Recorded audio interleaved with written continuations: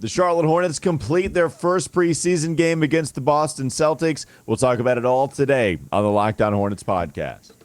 We're Locked On Hornets, part of the Locked On Podcast Network. Your team every day. In a minute, cuz we live.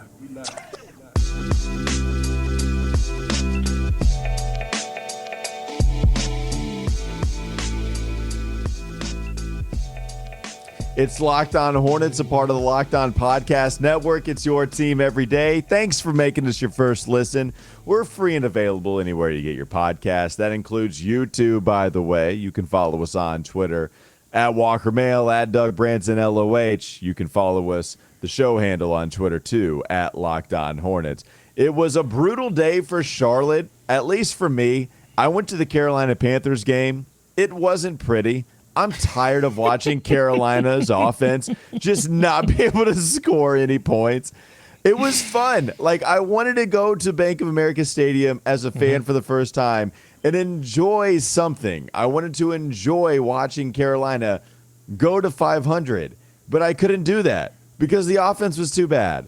And then Kyler Murray in Arizona ended up beating Carolina by 14 points. And so now here I am, trying to come back and talk about Charlotte. It's like, all right, hopefully I can talk about Charlotte winning their first preseason game. All right. Well, I can't talk about them winning, but let's see if I can talk about them losing by 10. Okay, lose by 20? Nah. 30? 30? 40? 41. 40 points? 41 to be exact. Oh, I mean, Doug, shout out to our boy Charlotte Sports Despair, because goodness gracious, man, never have I wanted to just embrace a Twitter handle as much as I've wanted to embrace Charlotte Sports Despair. Look, it's preseason for Charlotte. It's regular season for the Carolina Panthers. There's a big difference. At the same time, I'd like to not get beat by 41 points in the first game for preseason for Charlotte. Oh, Doug, help me out. I came back, I watched some highlights. I am not as well informed on this game. I will be for Tuesday, but what I watched, I have some strong takes on the highlights, lowlights that I watched for this one. Let's hear somebody that's way more well informed on watching what the Hornets did their first time out. Sounds like you watched some highlights and had some high lives, and I don't blame you. Listen, I mean, Baker Mayfield at times has driven me to drink, so I understand what's going on there. And Charlotte, it's more like Modelo's. $14 Modelo's is more like it. Oh my God! Well, geez, That's now right. you're bankrupt at Bank of America. All right, so yeah, Charlotte Hornets didn't do too much. You're not alone. I'm sure that anyone that caught the highlights of this or even bothered to watch it on a football Sunday was disappointed walking away from this one. But look, Steve Clifford did prepare us for a team that was going to be slightly disorganized. He said they've been running a lot of scrimmages in training camp. And they were going to be a little short on details. That may have been a slight understatement based on what we saw, because the offense was disorganized. The defense wasn't ready for the pace that the Boston Celtics wanted to play. Transition defense broke down time and time again. Jaylen Brown and Jason Tatum were absolutely able to slice and dice this defense. And on top of that, they weren't hitting shots, and that was across the board. LaMelo finally did get it going in the third quarter, reeling off 10 quick ones. But before that, he was not shooting the basketball well. Terry Rozier was not shooting it well. Just all across the board, this was a struggle for the Charlotte Hornets. They were missing Gordon Hayward. They were missing Cody Martin, both with some knee soreness. Doesn't seem to be a big deal, a little precautionary kind of thing. But yeah, I mean, you don't want to get blown out by 41 points. It really doesn't matter if you win or lose, honestly, first preseason game. But I think getting blown out by 41 points says, hey, there's a lot more work to do in this preseason than maybe they have time for. So what I talked about before the Boston Celtics game today, it was the fact that Steve Clifford had told Rod Boone, he and media that covered training camp earlier this week, saying, hey, Steve Clifford saying, we have 10 legitimate rotation players. And I was trying to figure out exactly who those rotation players were, because it's funny. Yeah. 10. Follow-up question, Coach. Name them. Yeah. I need to know. I don't know who they are after this game, but he did say there was 10. And I hypothesized that there was like 9, including Nick Richards, that were pretty solidly in place. Maybe Dennis Smith Jr. would have been that 10th because they just named him as the latest franchise addition, somebody that they needed in the backcourt to help them out. But it's funny, Doug, because I don't know if we would look at this team and say, yeah, they're really deep. At the same time, when they say that there's 10 legitimate players, rotation players, I counted, if I'm not mistaken, earlier today, I think I counted like 5 or 6 guys that could legitimately be in those final 2 spots. I had 8 for sure, and then there was like 6 guys that could compete for those final 2 spots.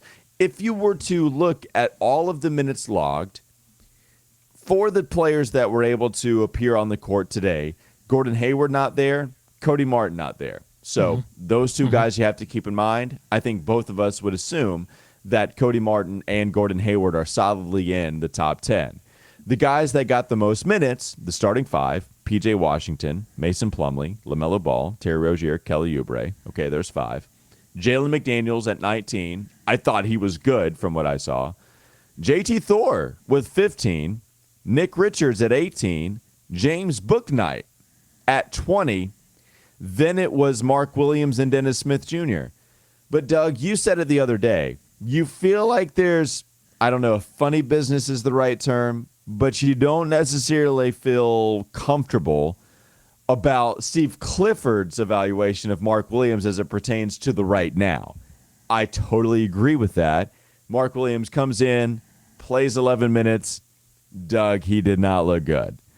I thought he looked great in Summer League defensively. I thought he was awesome defensively in Summer League.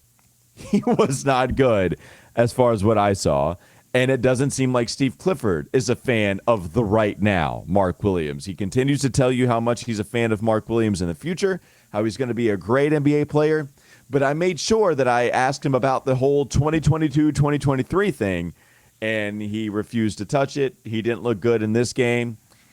Yeah, Mason Plumlee is your starting center.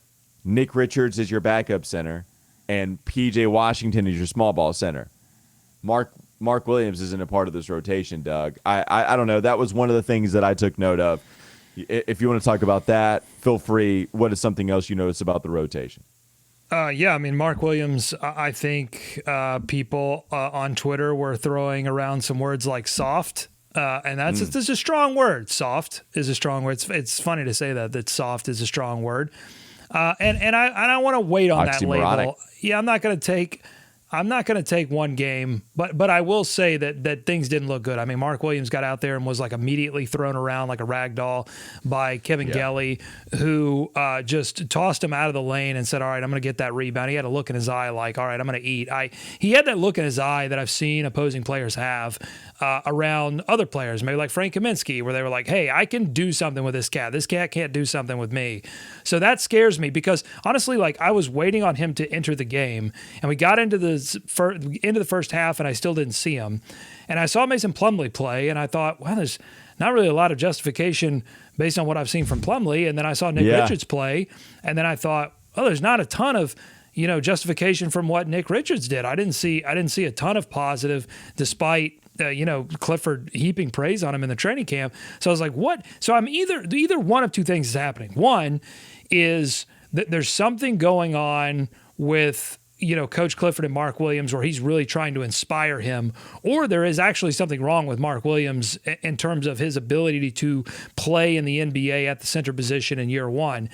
And I think coming away from this game, I feel like it's more likely the latter, but let's see how things go. But I didn't get a good sentiment, based on this game. I'll give you the stats real quick. Mark Williams, 11 minutes, 1 of 3 from the field, 2 points. He got a little nice feed from McDaniels, gave him the pass down low, easy dunk for the 2 points there, but only 2 rebounds, 1 defensive, 1 offensive, and then nothing else. No blocks, no steals, really nothing, no other plays of note for Mark Williams.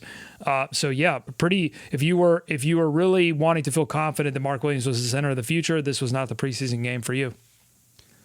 Yeah. Hey, that's me. You're talking to me. I wanted to see Mark Williams, get some immediate feedback as to, oh, okay, this is what you can do right now. Cool. And I don't know if that's fair, like that. Okay, it's probably not. It's probably not, Walker. Yeah. But the fact is, the Hornets are weak at center. And this game pretty much highlighted that as much as it could. And I don't know what the answer is going to be for Steve Clifford as he moves forward. It's preseason game 1. I mean, you could say that this is a big overreaction, but the fact is we've seen a lot of Nick Richards in the past. We've seen a lot of Mason Plumlee in the past.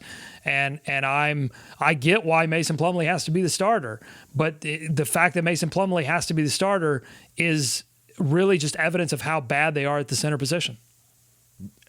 And to finish this point before we go to the next segment, it's not like I liked. Again, I do want to paint this under the umbrella that I am just putting myself into this game, coming back from the Panthers game. So like, I'm gonna pay attention to this more so, and then talk about it tomorrow and release that episode on Tuesday. Right? It's not like Nick Richards was good in this game. I saw problems from Nick Richards. You're right about Mason Plumlee. You don't watch Mason Plumlee and feel good about Mason Plumlee either. So that's the thing about the center position. The thing about Mark, I'll say real quickly, is, the shot. There was a 3-pointer made. I think it was Sam Hauser who made a 3-pointer. I like what Mark did. And it just went in, right? Like he boxed out. He looked like he had great position. Fantastic. It went in, and he didn't get to utilize whatever the good position was. After that, Mark Williams looked soft. I think it's fair to say that. Like Cabin-Gelly did throw him to the 3-point line, grab it, put together a bucket and got fouled and went to the free throw line. I'll say a lot of the problems from Mark Williams to me, Doug, looked hesitant. Looked like he just was trying to figure everything out. And those are the things that makes mistakes to me okay from a guy that's playing his first ever preseason NBA game, if that makes sense. For me, watching Mark Williams, like it feels like for me, he didn't know when to commit on somebody driving. He didn't know when to stay home and try to take a lob. Like there was one lob to maybe Cabin-Gelly who came off of, and he goes right in no man's land, right in the middle, doesn't commit hard enough to where he can swat a lob away, doesn't stay home on his guy where he can, push him out, boxing him out, right? You know what I'm saying? Like he just didn't commit. He looked scared to make the wrong decision, not because he was soft, if that makes sense. And so some of those decisions are like, okay, hopefully he can figure that out, maybe even as soon as the 5 preseason game series we're about to get.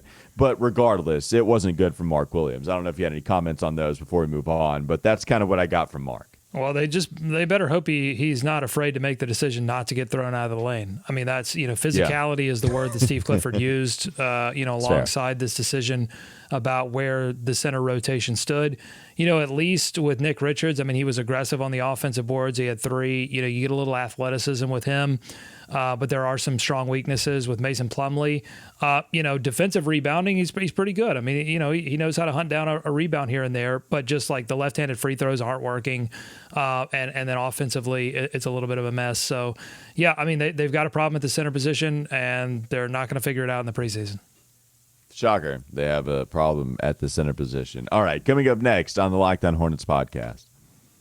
Don't go to sleep on the Hornets just yet. We're going to talk more about the Hornets game against the Boston Celtics. What's the best thing we saw? Worst thing? Scariest thing? Is there a silver lining? We'll kind of go through all of those superlatives coming up next on the podcast. But now before we talk about BetOnline, it's your number one source for all your pro and college football betting needs and sports info this season. You can find all the latest football league developments, game matchups, and news and podcasts. BetOnline is also your continued source for all your sport wagering information. That includes live betting, esports, and scores, and the fastest and the easiest way to check in on all your favorite sports and events, including MLB, MMA, boxing, and golf that relates to BetOnline. You can head to the website today. You can also use your mobile device to learn more about the trends and the action. BetOnline, where the game starts. Let's talk about some of the superlatives coming up next for Hornets preseason game number 1 on the Locked On Hornets podcast. Is Locked On Hornets. I'm glad we have YouTube now for everybody to see just how bulked you are. Can you give us a gun show flash real quick? Oh, yeah. Me and you, man. Look at that drape. Look at these. That's 100% grade A. Look, here I am Arm. doing it. Look at these noodle arms right here. Look, they just flow. We got it. Listen. Yep. Yeah. If you want long, chicken wings, skinny arms. if you've been starving for some chicken wings, this is the show for you, folks. YouTube.com/chicken wings. It's time for more of the Locked On Hornets podcast.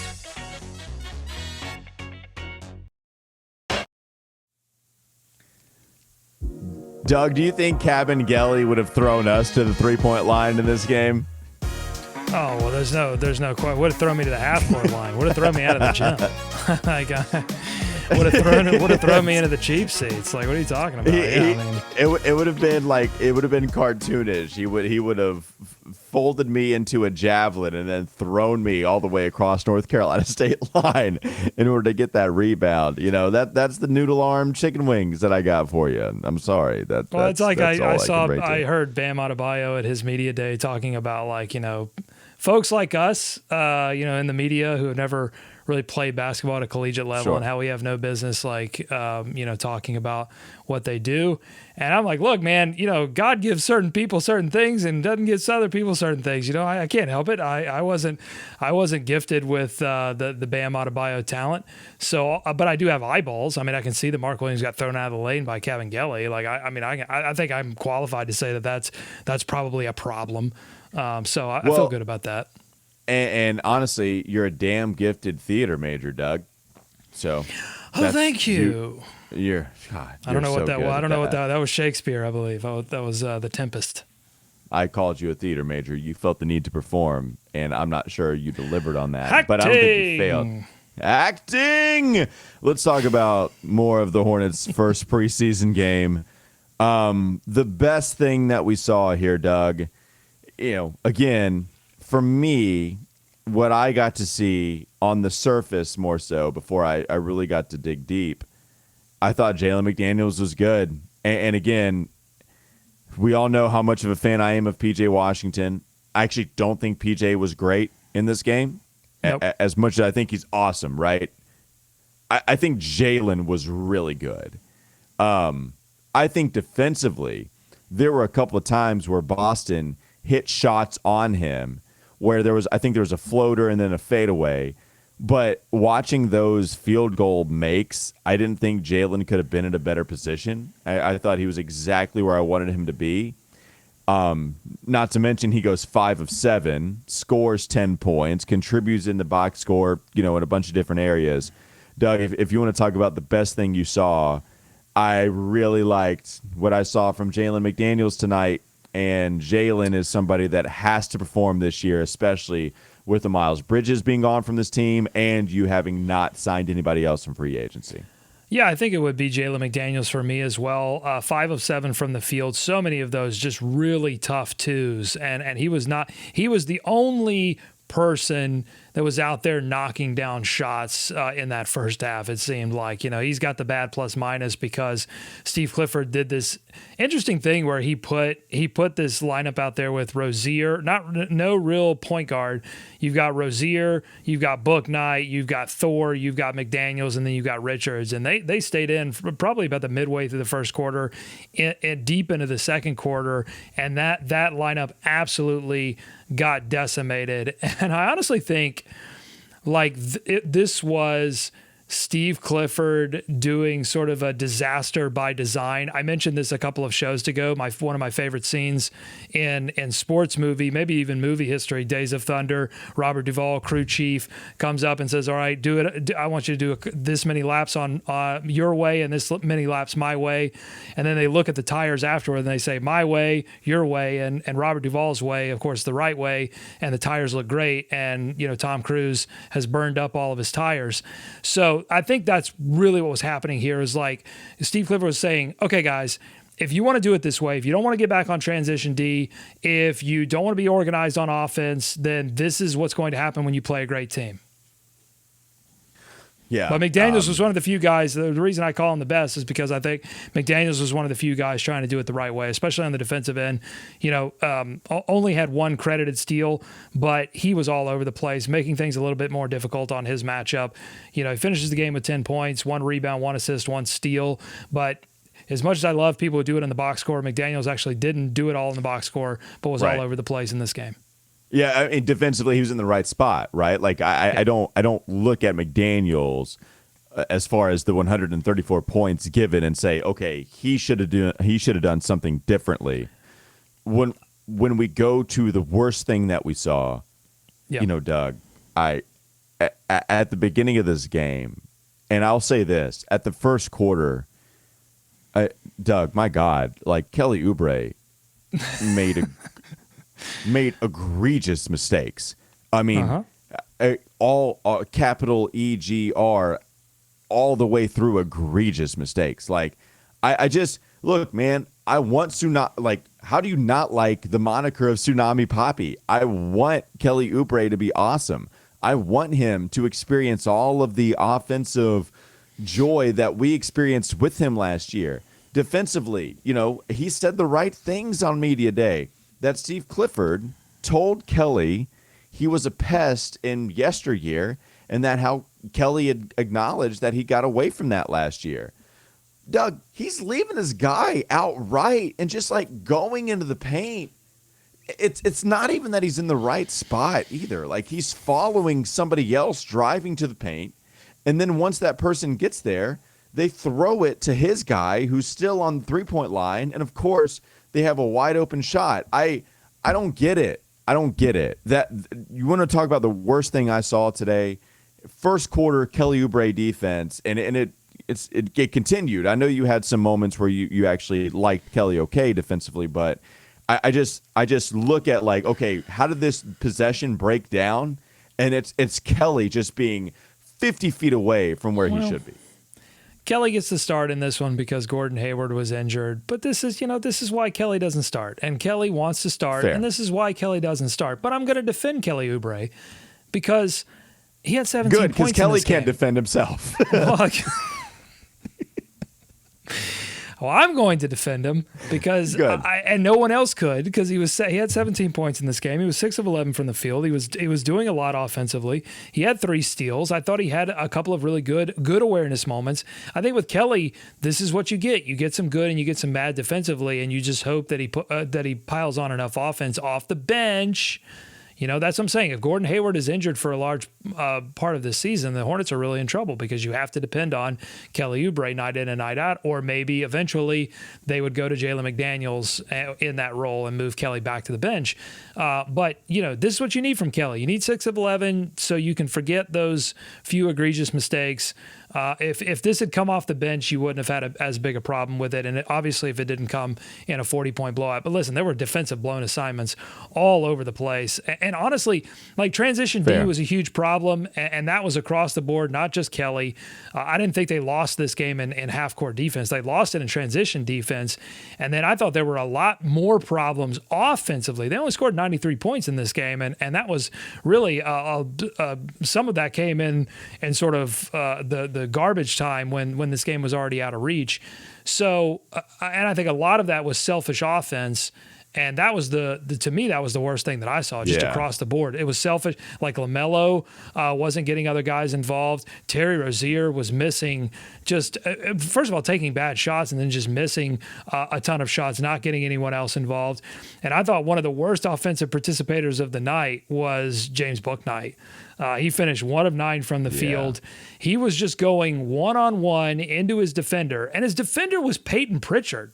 Like, I mean, pesky, I'm sure, but like, I don't think of like Peyton Pritchard as like lockdown. By the way, Walker, I don't know why, but like Peyton Pritchard, when he checked into the game, like, got a standing ovation in Boston. It was just the weirdest thing. I don't know why Peyton Pritchard got a bigger ovation than Jason Tatum. Like, why? I don't understand. I don't get it. Yeah, like they really liked watching Sam Hauser go out on the floor. Yeah, Sam Hauser got a standing ovation. It was the weirdest thing in Boston. They had this weird affinity for Mason Plumlee when he went out. I don't that was strange. I don't get it. But here's what I'm saying. James Bouknight, pass the ball, get involved in the offense. He was going one-on-one and getting locked up. and nothing was happening for him. And it was just a tough day. And Bouknight got a big opportunity. He was the first sub in, Walker. And Steve Clifford talked about, he was, again, heaping praise on James Bouknight, saying he was in the film room, 8 a.m., looking at things. And it's just like, this is some of the same stuff I saw last year from Bouknight offensively. I hope it changes. All right, let's kind of reiterate some stuff, but focus on different aspects of this game that we saw. We talked about the best thing and the worst thing that we saw. What is the scariest thing we witnessed? Also, is there a silver lining in the 41-point loss? There's always a silver lining, my friend. We're going to find it, damn it. That's exactly what we're going to do. I think you're going to find a silver bullet.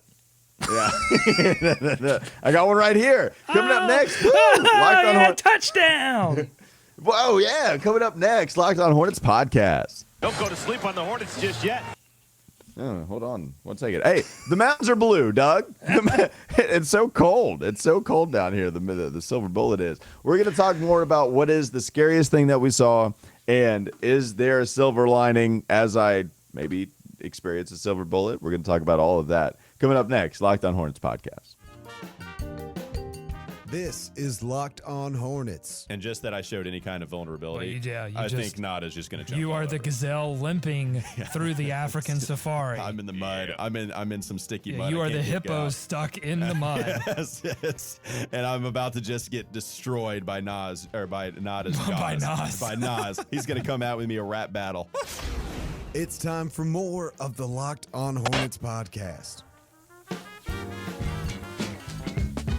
Doug, we have the scariest thing that we saw. You mentioned James Bouknight. It was not a good stat line for somebody we hope to see a lot more of this year. Bouknight comes in off of the bench, goes 1 of 9 from the field, 0 of 4 from three-point range, only has a couple assists, has as many turnovers, and finishes with 2 points again off of the 9 field goal attempts that he had in this game. Is James Bouknight the scariest thing that you saw in this matchup, or is there something else you give that award to? No, Bouknight was frustrating, but not the scariest thing. Thought he was active on defense. Didn't notice him on defense. So Bouknight, I thought gave good effort there.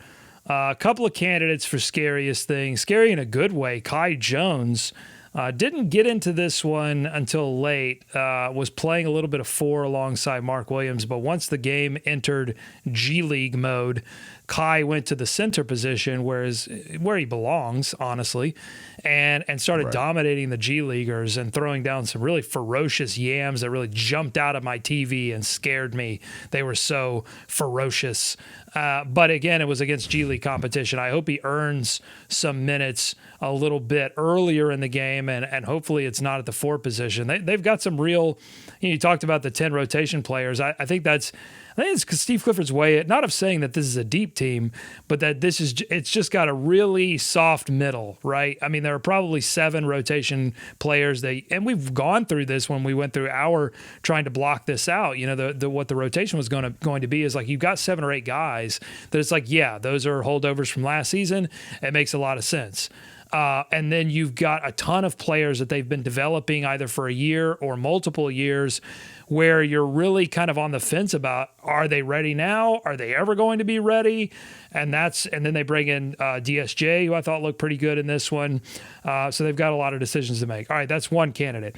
Another candidate was, I think, Mark Williams. Obviously, I'm scared. I'm really scared that Mark Williams is, Walker, They drafted Jalen. They traded away the pick that would have been Jalen Duren, who everybody was like, "Well, that guy's a project. Why draft another project and then pay that project?" And it's like, Mark Williams kind of looks like a project, right? Like, what are we doing here? Sure. I think Jalen Duren, I don't think you call that guy soft. No. I mean, Jalen Duren offensively was more refined than Mark Williams was. I mean, that's why we liked him. It was the fact he was an excellent passer. I think Mark is an underrated passer, right? But nobody was underrating Jalen Duren. People outright recognized, this guy's good. One other thing on Mark Williams, I feel like we're picking on him. I'm sorry. And again, we got a lot of preseason. This is game 1. Yeah. I just want to keep prefacing this because I know people are going to be in the comments be like, you guys are way overreacting to preseason game 1. I get it. But here's what I'm seeing on Mark Williams. He's trying to post dudes up at the free throw line. Like, you can't, not in this NBA, buddy. Not going to happen. Maybe it happened at Duke. but it's not going to happen in the NBA. That's not where you're going to score points. You are not Big Al Jefferson. This is not going to happen. Stop doing that. I hope I don't ever see that again. Well, the thing about Mark Williams is I'd like for him to probably take some of those open free throw shots, but as far as the posting up thing goes, that's not a part of Mark Williams' game. It's all about the rolling to the rim, working alongside LaMelo Ball, finishing some of those lobs, and that wasn't there. He did have a dunk, but that was it. That was it for Mark Williams. I'm sorry, I haven't. Yeah, I haven't answered your question yet. I know I've been filibustering here for a few minutes. And the reason I've been filibustering is because I'm a little scared to tell you my scariest thing. I'm a little frightened to tell you my scariest thing. I'm frightened of the reaction it's going to get. That's double scary. So I'm excited. If you're frightened about how scary it is, then I can only imagine how scared I'm going to be. Well, it's because it has to do with LiAngelo Ball, who has a big following online. A lot of people come to this show. Are you scared about the YouTube comments that are going to come your way? Are you scared about the Twitter comments that are going to come your way with LiAngelo Ball? I'm scared, but bravery, Walker, bravery isn't not being scared. It's right. Bravery is not about not being scared. It's about working through that fear and doing the right thing. And the right thing is, for us here on this show, is to be honest and just call it like we saw it. And LiAngelo Ball checked in very late in this game, fourth quarter, about 8:05 left to go. He missed a wide open corner three, way long. Got a good defensive rebound, and I thought good positioning to help on an offensive rebound, but then followed that up with a sidestep pull-up that was way off. And the kind of shot that I've seen from LiAngelo Ball in a couple of summer leagues now and a few preseasons and a little bit in the G League. And so, that scared me. And he didn't get many minutes in this game. And I know a lot of people will be crowing about that, about him not really getting a fair opportunity. But I don't know, just didn't look very good out there in the few minutes that he got in the fourth quarter. Yeah, no, your mentions are going to be scary. The YouTube comments towards you are going to be scary. No, it's fine. I'm sure the fact that I'm not defending him, they're going to come after me too, and they're going to be scary for me as well. You know, the Kelly Oubre defense I thought was scary. Mark Williams is a good point as well. Terry, not scary though. Terry not being scary is scary. In and That's of a bad thing. We want him to be scary. He's got to be scary. Yeah. He's got to be scary. And it speaks to, I think, a question that I had coming into this preseason, and this game, I guess, but in the preseason in general, Walker, is like, who's going to step up and become that second, big offensive player alongside LaMelo Ball? They had a three-headed monster last season of Terry, Miles, and LaMelo. Who's going to become that third piece? Can Terry step up and become the second tier offensive player? And then is Gordon Hayward? Well, we didn't see Gordon Hayward in this one. Is it going to be PJ Washington? Well, PJ Washington disappeared offensively. A lot of questions, that probably lead to 36.5 wins. Yeah, and we can talk a little bit more about the superlatives. We have another segment to go. We can talk about the silver lining. I'm going to talk about what was a little scary for me coming up in the next segment, too. Coming up next on the Locked On Hornets podcast. Do we have one? I think we're out of segments, buddy. I think this is it. This is the last one. This is the final countdown. We're not doing 4 anymore? You didn't change the clock on me? We didn't change it. Okay. Okay. So I wanted to make another segment. You're saying that we should not make a fourth segment for this. We can't do it. No, we only get 3. Okay. It's strange, a basketball podcast only having sort of hockey. What do they call them there? 3. They don't call them quarters. They obviously they're not innings, quarters. I believe, is what they call Gotcha. them. Yeah, we don't get 3 hockey innings. We get 3 segments. So tell me right now, really quickly. We have a few minutes left. Tell me very quickly what scared you, and then what's your silver lining. Yeah, I appreciate that. I went to Radio Walker, and I decided that we were going to take another break, and then go to a 4-segment hour. No more breaks. This is a podcast. Yeah, you're right about that. I'm sorry. Radio guy needs to get all of the ads in. LaMelo's shot selection scared me a little bit in this one. I didn't like it. LaMelo is an amazing passer. We know how great he is in transition. We know how great he is as getting everybody involved. And you talk about the YouTube comments, boy. Whoo! Twitter comments. They're about to come at me. I said something somewhat critical about LaMelo. I just didn't like the shot selection. That's what it was. Like I think if LaMelo had a better shot selection, he'd be more efficient. And he ends up going 5 of 19, 2 of 8 from 3, only has 4 assists, and he has 3 turnovers on 14 points. Like he started the game with the top of the key jump shot. Stepping inside like one step inside the 3-point line. Yeah. And he nailed it. Great.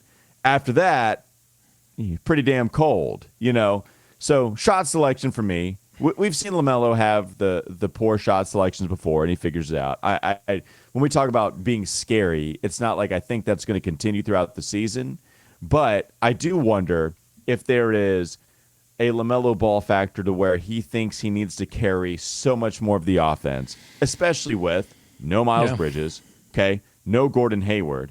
So he's like, well, hell, force it. I'm me.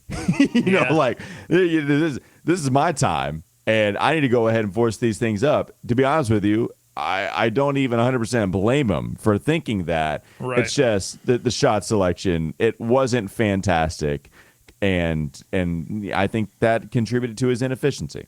Yeah, no, and I think we have to be patient a little bit with the whole team because, as I said before, they haven't really, I think, gotten everything together, especially offensively, about how they want to play.